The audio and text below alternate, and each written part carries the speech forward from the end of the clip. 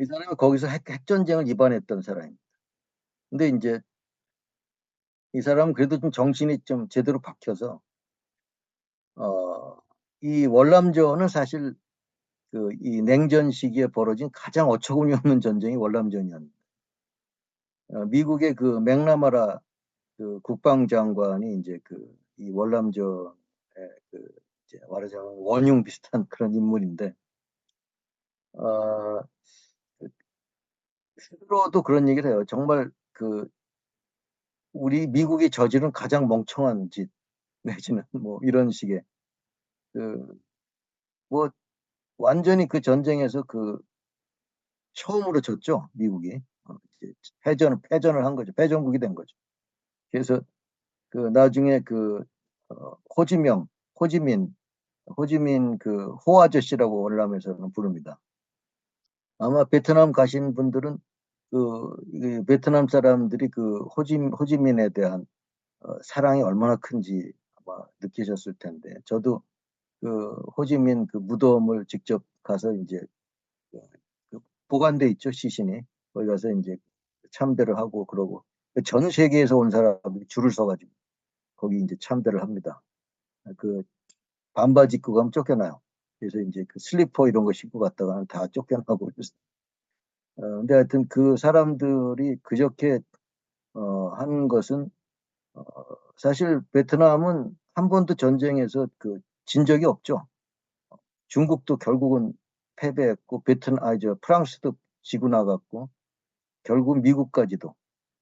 그래서 그 나중에 이제 미국이 그 베트남에 대해서 이제 뭐 좀 우리가 원조를 해주랴 뭐 이런 얘기를 했을 때 이런 지하에 거절했다 그래요. 그러면서 우리는 승전국이다. 너희가 패전국인데 무슨 그 우리가 너희들한테 그걸 베풀어야지 뭐 이런 식의 아주 어, 그 말하자면 그 자부심이 굉장히 큰 거죠. 자기들이 전쟁에서 한 번도 진 적이 없고 모든 외세를 다 물리쳤다라는 그런. 어쨌든 그래서 이 그 월남전의 그런 그 이미 진즉에 월남전에서 질 거라는 예측이 나왔었습니다. 이제 그걸 계속 숨기고 있다가 그 월남전에서 벌어졌던 여러 가지 참상 그다음에 그 사실 월남전을 일으키게 된 것이 그 왜 통킹만 사건이었잖아요. 근데 그 사건도 미국이 조작을 했던 거거든요. 전쟁을 하기 위해서 스스로 자작극을 꾸민 건데 그 보고서가 다 이제 이제 그걸 본 거예요, 이 사람. 그걸 보고 도저히 이거를 폭로하지 않을 수 없겠다 해서 그 기밀들을 다 폭로한 사람이 데니얼 헬스버그입니다. 그래서 그 과정에서 이제 그 미국이 아주 치명적인 그 신뢰를 잃고 그게 그 영화로도 만들어졌죠. 그 문건들을 빼돌려서 이제 복사를 해서 그 더 포스트라는 영화가 있어요. 그게 이제 그 워싱턴 포스트입니다. 그게. 그래서 워싱턴 포스트에서 그거를 보도함으로써 그 만천하에 월남전이 얼마나 추악한 전쟁이었고 미국이 얼마나 그런 그 사기극을 벌이면서 또 전쟁에서 지고 하면서 했는가 하는 걸 더 그래서 이 사람은 이런 그 냉전 시기에 이 랜드 코퍼레이션을 중심으로 해서 벌어졌던 전쟁 기획과 이런 것들이 얼마나 광기, 그야말로 광기에 사로잡혀서 그 다음에 또 그럼에도 불구하고 전쟁에서 어떻게 이길 것인가에 대한 합리적인 판단을 하기 위한 그러니까 이 광기와 합리성의 결합이 어떤 의미에서는 이 냉전 합리성이라고 할 수가 있습니다. 이 둠스데이 머신이라는 그 제목을 붙인 까닭은 이거는 제가 지난번에 강의할 때 여러분들이 꼭 보라고 한 영화 뭐였죠? 꼭 이건 봐야 됩니다. 하고 제가 막 강조했던 영화.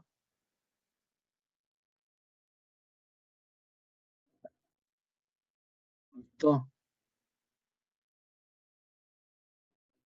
그렇죠. 닥터 스트레인지를 닥터 스트레인저. 그거 꼭 보셔야 됩니다.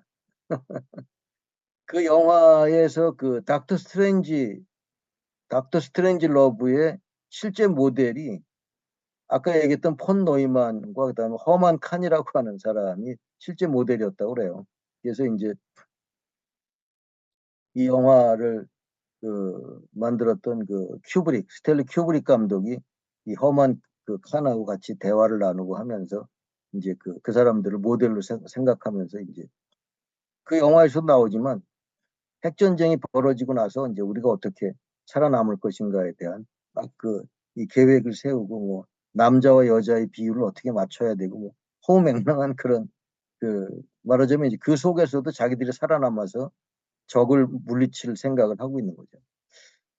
이 데니얼 엘스버그가 이 책에서 보면 이제 자기가 이 세웠던 전면적인 핵전쟁으로 인한 사망자 추정 같은 걸 보게 되면 자기들이 다 계산을 한 겁니다. 소련과 중국에서 죽는 사람들의 숫자 처음에 2억 7,500만 명이 죽었다가 6개월이 지나서 3억 2,500만 명까지 늘어날 것이다. 이제 방사능에 의한 피해죠. 그다음에 이제 직접적으로는 소련이나 중국을 타격하겠지만 그렇지 않고 동유럽 같은 경우는 그 여파로 아마 한 1억 명이 죽을 것이다. 그다음에 서유럽도 한 1억 죽을 것이다. 그다음에 중국 인접 국가들, 우리나라도 거기 포함되죠. 여기도 아마 한 1억 정도는 죽을 것이다. 사망자만. 그랬을 경우 전체의 한 6억 정도가 이 전면적인 핵전쟁으로 죽을 것으로 추정이 되고 이 정도의 피해를 입더라도 일단 미국은 살아남을 것이다. 그래서 미국이 다시 재건에 성공해서 이제 소련이나 중국을 완전히 억제하고 최종적인 승리를 거둘 것이다. 이런 식의 이게 계획입니까? 이게 사실 말도 안 되는 거죠. 이렇게 되면 아마 뭐 거의 전 인류가 멸종하게 될 가능성이 매우 높은데 이런 것들을 계획이랍시고 짜고 있다는 것이 이게 바로 냉전 합리성의 어떤 광적인. 그래서 이제 이 책을 읽어보면 이 정말 거기는 아까도 얘기했지만 미국의 가장 내놓으라 하는 천재들이 다 모여 있단 말이에요.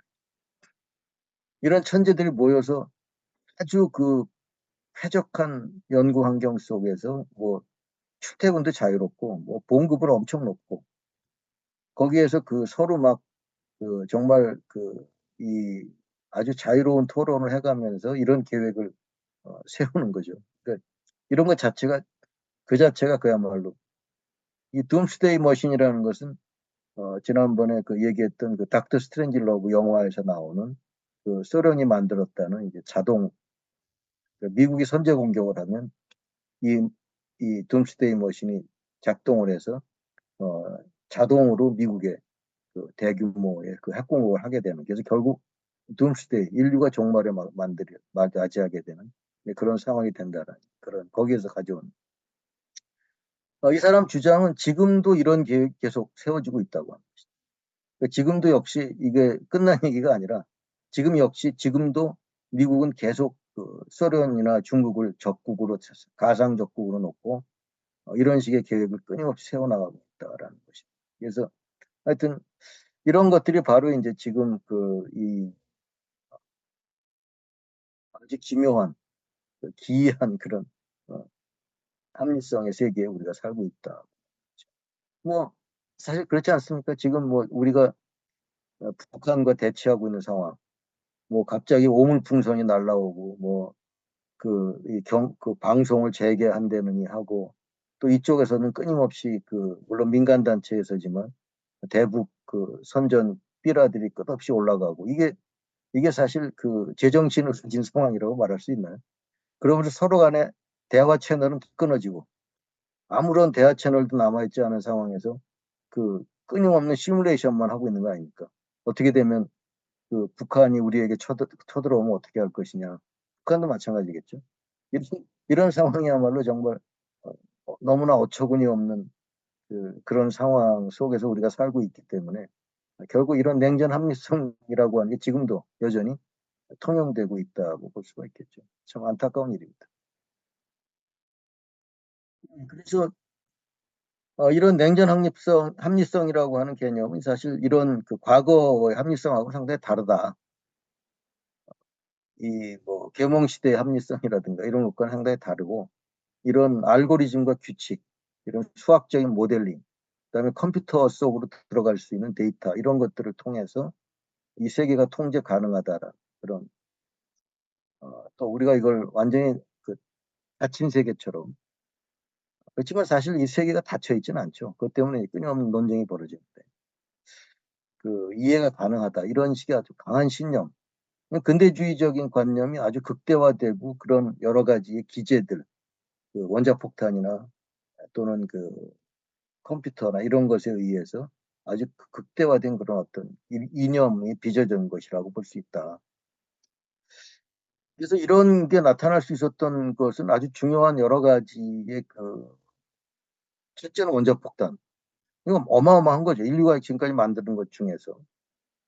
어, 사실 이런 정도의 파괴력을 가진 인공물을 만들었다는 것 자체가 어마어마한 일이고, 또 전자식 컴퓨터 역시 마찬가지입니다. 지금 역시 우리가 인공지능에 대한 거의 열풍 불고 있는데, 뭐 뒤에 계속 그런 얘기하지만, 근데 왜 우리가 인공지능을 꼭 써야 되지? 이런 식의 물음이 허락되지 않죠.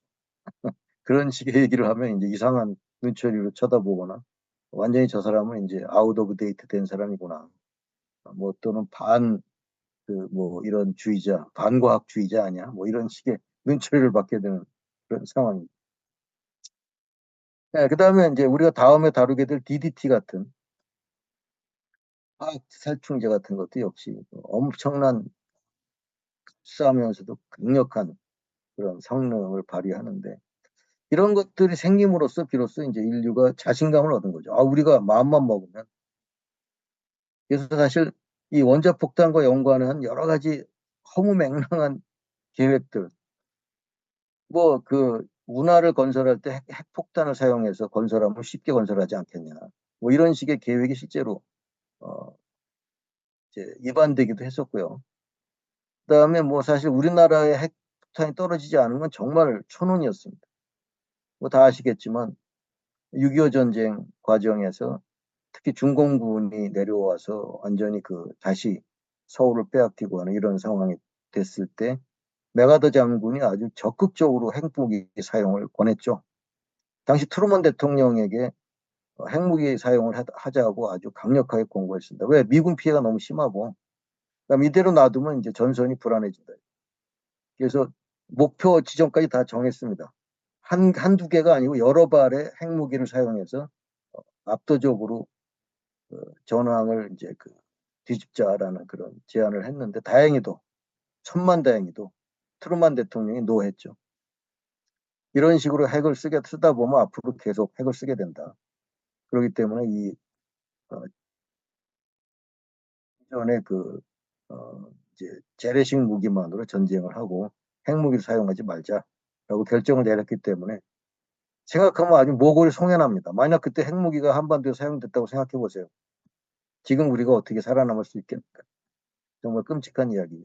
그래서 사실 메가더 장군이 이제 그때 결국 해임당하죠. 여러 가지 명령 불복종으로. 그래서 해임당하는데, 우리나라에서는 되게 메가더 장군을 은인처럼 생각을 하지만 실상을 알고 보면 어처구니 없는 그런 이 독선을 피고 뭐 엄청난 우리 한민족에게 엄청난 그런 이걸 가져다 줄 뻔한 그런 인물, 양면성이 다 있다고. 예, 어쨌든 좀 다른 얘기였고요. 그래서 이렇게 막강한 어떤 이 인공물과 과학기술을 가졌다는 사실 자체가 어떤 우리가 세계를 원하는 대로 통제할 수 있다는 그런 자신감, 이제 헛된 자신감이죠, 사실. 그게 이제 우리가 다음 시간에 다룰 레이첼 카슨의 침묵의 보험에서 이제 바로 레이첼 카슨이 아주 집중적으로 비판한 것이 바로 그런 부분이죠. 어쨌든 이런 것들의 연장선상에서 지금도 우리는 살고 있고요. 그래서 우리는 마치 지금도 우리가 가진 힘으로 이 세계를 우리가 완전히 통제 가능 또는 이해 가능하다라는 그런 신념을 더욱더 부풀려 나가고 있는 그런 상황이라고 할 수가 있습니다. 예, 뭐이 얘기는 아까 했고요. 지금 우리에게 익숙한 이런 것들이 다 그때 나왔다. 지금 익숙하죠? 그래서 우리가 뭐 미래 예측한다, 뭐 시나리오 기법으로 어떻게 뭘 한다, 뭐 이런 등등의 얘기들을 많이 하고 있는 게 다 사실은 이때부터 시작이 됐다. 2차 세계대전 당시에 맥나마라 그 국무장관이 이런 얘기, 월남전 당시에, 예, 데이터가 어디냐? 막 패전이 막 실시되던 때, 내가 컴퓨터에다가 넣을 무언가를 내놔라. 이런 이제 유명한 얘기가 있습니다. 그러니까 이제 누가 그 밑에서 보좌관들이 보고를 하니까 야, 그 시 같은 거 없지 말고 데이터 가져와. 데이터를 가져와야 내가 컴퓨터에 집어넣어서 어떻게 될 건가를 볼 수 있지. 이런 식의 생각을 한 거죠. 그래서 사실 베트남전에서 그, 이 소위 일렉트로닉 배틀필드라고 하는 실험이 이루어진 게 67년에서 72년 사이인데 미 공군에서 엄청난 돈을 들여서 이거 이글루 파이트 작전이라는 걸 썼어요. 이것도 이제 그런 그 말하자면 전자전 그다음에 아까 얘기했던 그 시스템 어널리시스나 이런 것들을 통해서 모든 것을 다 계산할 수 있다라는 수많은 감지기를 뿌려놓고 거기서부터 소리, 열, 그 베트공들의 어떤 그 데이터를 수집하고 심지어 오줌 냄새까지 해서 그 이 센터에 보내는 이 호지민 루트라는 게 이제 아마 다 잘 아시죠? 호지민 루트. 막 땅굴을 파가지고 막 거미줄처럼 지금 요즘에 그 이스라엘과 하마스 전쟁에서 나오는 땅굴을 뭐 저리 가라죠. 그게 어디까지 연결됐냐면 라오스, 캄보디아까지 다 연결됐습니다. 그 땅굴이. 이게 그래서 그거 때문에 이제 그 미군들이 엄청난 전투에 차질을 빚으니까 그걸 어떻게든지 괴멸하기 위해서 이거를 그 이 호지민 루트라는 게 이제 이런 병참도로와 오솔길의 복합망인데 어떤 데는 뭐 거대해서 트럭이 다닐 정도까지 끌어놨죠. 지금은 그게 다 관광 자원으로 이제 그 쓰이고 있지만 어 구체적으로 보면 이런 겁니다. 이게 이제 그 모식도인데 여기에 그 센서가 박혀 있어요. 이 센서를 공중에서 뿌리는 거예요. 센서는 이렇게 생겼습니다. 좀 확대해 보면. 그래서 이 밑에 부분에 배터리가 있고 이게 박혀요. 이렇게 박혀서 이 안테나 부분만 밖으로 나오는 겁니다. 요 조그만 그림에서. 그러니까 이제 요 부분은 전부 밑에 땅에 박혀서 안 보이고 안테나만 있어서 배터리로 그 주위 환경에 그 마이크도 있고요.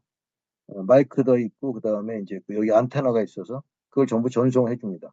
그럼 그 데이터를 받아서 태국에 있는 그 이제 그 본부에서 그걸 분석을 해가지고 그 정보를 전폭기한테 주거나 또는 이제 그 야포 이 그 지원 부대에 줘서 여기서 공격을 해서 섬멸을 한다. 이런 굉장히 야심찬 계획이었죠. 예, 그렇지만 그 사실은 실제로는 성공하지 못했어요. 어마어마한 돈만 들이고 이거는 이제 정보 병리학이라고 부르는데 아무리 정보를 이런 식으로 얻는다 해도 충분한 판단을 내릴 만한 그럴 만한 정보가 부족해지니까 결국 부족한 정보를 가지고 판단을 내리다 보니까 잘못된 판단을 내리고 그래서 실제로 그 어디를 타격해야 될지 또는 자신들의 작전이 성공했는지 여부를 판단하기 참 어려운 이런 것들로 인해서 결국은 이 베트콩 그 호지민 그 뭐야 루트가 결국 그 이제 당겨지지 못하는 뭐 이런 양상을 겪게 됐죠. 예, 뭐 이것도 하나의 사례고 이런 사례를 이제 제가 책에서 좀 상세히 다뤘습니다. 이런 과정에서 이제 이 개입 자체가 굉장히 좀 새로운 양상을 띠게 됐다. 그래서 뭐 하여튼 이 그 생물학에서도 그래 이 정보 이론과 커뮤니케이션 이런 것들이 돼서 말하자면 이 세계 자체가 그 이런 전자적 방식으로 표상되는 그다음에 또 완전히 이것이 편집되고 우리 마음대로 이것을 그 이제 어,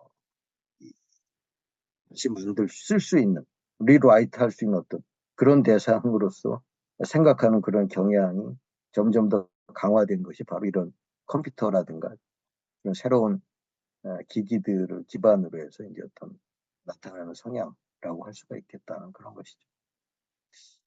예. 그다음에 이제 마지막으로 아폴로 계획인데 그건 간단하게 얘기를 좀 하고 아폴로 계획은 처음 출발은 뭐 다 아시겠지만 소련의 스푸트니크 인공위성이 1957년에 나왔 이게 스푸트니크입니다. 이 스푸트니크 인공위성이 얼마나 큰 충격이었냐면 미국 사람들이 특히 굉장히 큰 충격을 받았어요. 왜냐하면 어, 이 V2 로켓이 이제 그 전쟁 막바지에 독일에서 사용됐죠. 뭐 많이 들어보셨을 겁니다. 사실 독일의 히틀러가 원자폭탄을 개발을 좀 그 별로 그렇게 많이 지원을 하지 않았던 이유는, 히틀러는 원자폭탄 가능성을 별로 믿지 않았어요. 히틀러는 그게 가능하다고, 특히 전쟁이 끝나기 전에 가능하다고 보지 않았고, V2 로켓에 그 명운을 걸었습니다. 그래서 V2 로켓이 거의 전쟁 막바지에 성공을 해서 수천 발을 이제 대량 생산을 했는데, 그 페네민의 그 산맥, 그 산 속의 동굴을 만들어서 연합군의 폭격을 피하려고 거기서 만들어서 이제 런던으로 날려보냈는데, 이게 엄청난 그 무기였긴 했지만 전쟁의 판도를 바꿀 만한 그런 정도는 아니었습니다. 근데 그래서 결국 전쟁에 졌죠. 그러고 나서 연합군은 물론, 그러니까 미국은 물론이고 소련도 탐을 낸 게 바로 이 V2 로켓이에요. 이게 말하자면 탄도탄이거든요. 나중에 ICBM의 그 모체가 된 정말 혁신적인 무기죠. 참 독일이 대단합니다. 근데 사실 이 무기가 별로 실효성은 없었고, 아이러니하게도 이 무기를 만드느라고 죽은 사람보다 이 무기로 인해서 그 무기가 폭발해서 죽은 사람보다 더 많았다. 그러니까 이걸 만드느라고 죽은, 물론 대부분 다 전쟁 포로들을 잡아다가 강제로 이제 노역을 시켰기 때문에 더 사망자가 많이 나오긴 했지만. 근데 하여튼 미국과 그 소련이 전부 다 이 기술을 탐내서 전리품 아닙니까, 일종. 그래서 이제 그 협약을 맺어요. 비밀 협약을. 그래서 이것 우리 그냥 싸우지 말고 둘이 아주 공평하게 나눠 갖자. 이렇게 해놓고 미국이 선수를 칩니다. 그래서 이 산 속에 있는 공장을 거의 뜯어가다시피 해요, 다.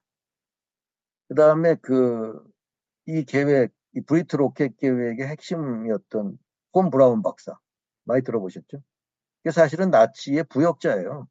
핵심 나치 당원에다가 친위되었고, 가장 그 전범인데, 미국에 망명을 합니다. 그리고 미국에서 잡아가다가 다 용서해주고, 미국이 그 로켓 개발하는 책임자로 써요. 그렇기 때문에 미국은 자기들이 로켓 기술에서 훨씬 앞서 있다고 생각했어요. 그런데 웬걸 1957년에 소련이 먼저 인공위성 발사에 성공한 겁니다. 그러니까 미국이 엄청난 충격을 받았죠. 그래서 그 말이 생겼어요. 스푸트니크 쇼크라 하는 말이 아예 생겼어요. 그리고 그거를 기반으로 해서 이제 그 다양한 다큐멘터리가 나왔는데, 이 스푸트니크 매니아라는 게 바로 그 다큐멘터리인데, 제가 학생들한테 옛날에 수업할 때 많이 보여줬던 굉장히 재미난 그 다큐멘터리인데, 어쨌든 그것 때문에 이제 미국과 소련이 한참 냉전을 벌이던 상황에서 미국이 한 방 맞은 거죠. 그 당시 뭐 미국은 뭐 난리가 났습니다. 이 스푸트니크가 이 전파 신호를 계속 내면서 삑삑하는 신호음을 내면서 다녔는데, 이게 미국 상공을 계속 돌았거든요. 그러니까 사람들이 이제 미국 상공에 오면 그 소리를 다 라디오로 들을 수가 있어요. 일정 주파수에서. 그다음에 아마추어 천문하는 사람들이 그걸 다 관찰을 하고 하면서 미국이 2등 국가로 장악했다. 막 이런 이제 홍탄을 합니다. 그리고 소련은 여기에서 막 기고만장하는 거죠. 이게 그다음 사진을 보시면, 이게 제가 직접 모스크바 우주박물관에 가서 찍어온 사진인데,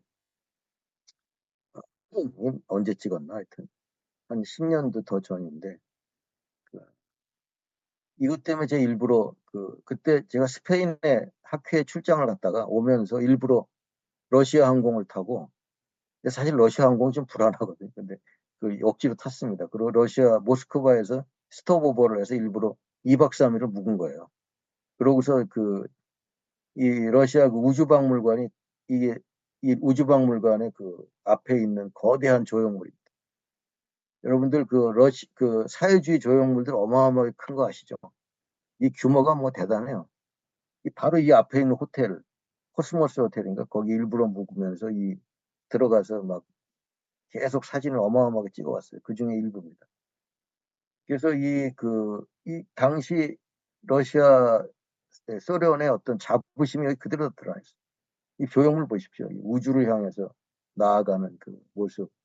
그다음에 여기 과학자들이 전부 마치 무슨 사도들처럼 여기 들고 이 조형물이죠. 그다음에 여기는 이게 누군지 아시겠죠, 이 사람? 네. 레닌 선생이죠. 이 레닌 선생이 딱 앞으로 하면서 물론 지금이야 레닌의 어떤 지위가 뭐 하락했지만, 그러니까 이만큼 이게 얼마나 높으냐면 저기 제가 묵었던 호텔에서 바로 보여요. 이 조형물이 하도 커서. 그만큼 이 스푸트니크가 엄청난 충격을 줬고, 그 때문에 미국에서 그때 어, 케네디 대통령이었어요. 케네디 대통령이 그때 선언을 했죠. 우리가 60년대가 가기 전에 먼저 사람을 달에 보내겠다. 그게 이제 아폴로 계획이 그때 시작이 됐고, 나사라는 기구가 그때 만들어졌어요. 69년에 아폴로 11호가 달에 착륙했어요. 이때 제가 국민학교 6학년 때입니다. 이거 제가 생방송으로 봤어요. 그때 전 세계에 생방송 중계를 했는데, 이거 보던 기억이 나요, 지금도. 흑백 TV에서. 그래서 그때는 제가 같은 반에 있던 남학생들 중에 거의 70% 이상이 다 미래의 꿈이 과학자였어요. 칠판에 그림 그리면 이렇게 로켓 그려놓고 여기다 무궁화호, 진달래호 해가지고 우리 이름 붙여놓고 그 그림 그리고 날아가는 거 하고 이랬어요. 저도 당연히 어렸을 때 꿈이 과학자예요. 근데 지금은 엉뚱한 쪽으로 바뀌었습니다. 그때 과학자는 일단 들어가네. 그래서 제가 한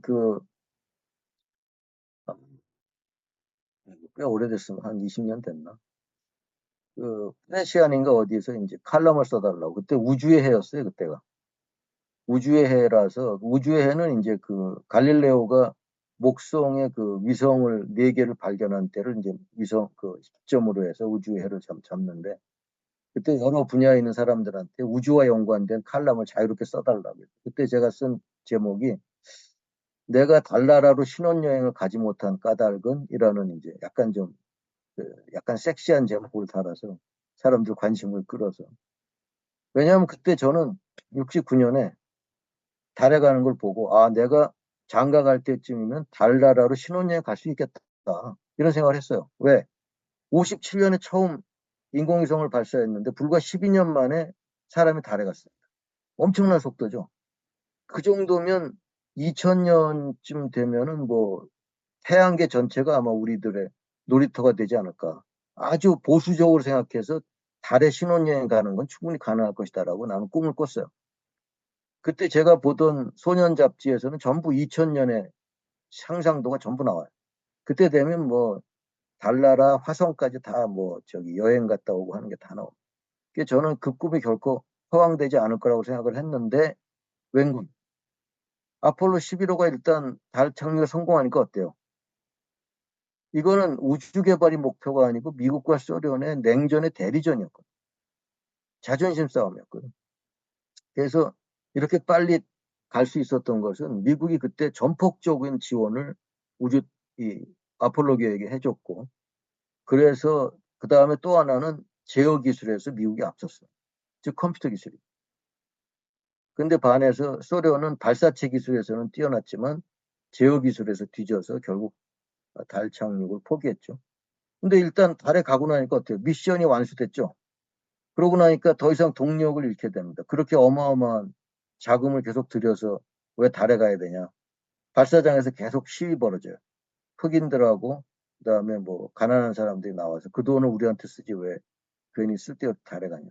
이게 원래는 아폴로 19호까지인가 계속 예상돼 있었는데 중간에 끝났습니다. 그렇기 때문에 사실 아마 최근에 미국이 이제 민간 쪽으로 돌려서 달 다시 가고 있는데 지난번 실패했잖아요. 달 착륙하다가. 그것도 무인으로 다 착륙하다가. 그때 많은 사람들이 의문을 제기했습니다. 아니 50여 년 전에 달에 갔을 때는 그렇게 달에 잘 착륙했는데 왜 이제 와서 무인 우주선도 실패를 하냐? 혹시 그때 갔던 게 거짓말 아니야? 혹시 음모 이론이 얘기하듯이 사막에다가 이제 세트 설치해놓고 한 거 아니야?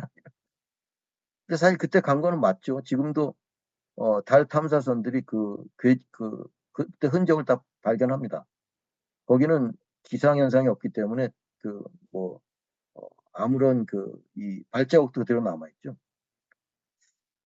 그거는 바로 그때 당시는 이런 냉전이라고 하는 와중에서 이 정책적인 어떤 국가의 지원하에 계획이 있었는데 반해서 일단 달에 가고 나니까 동력이 떨어지니까 그 다음부터는 거의 프로그램들이 스탑을 해버린 거죠. 그래서 사실 어떤 의미에서는 이 우주 프로그램이 이 아폴로로 인해서 오히려 왜곡됐다라는 평을 하는 사람들도 많아요.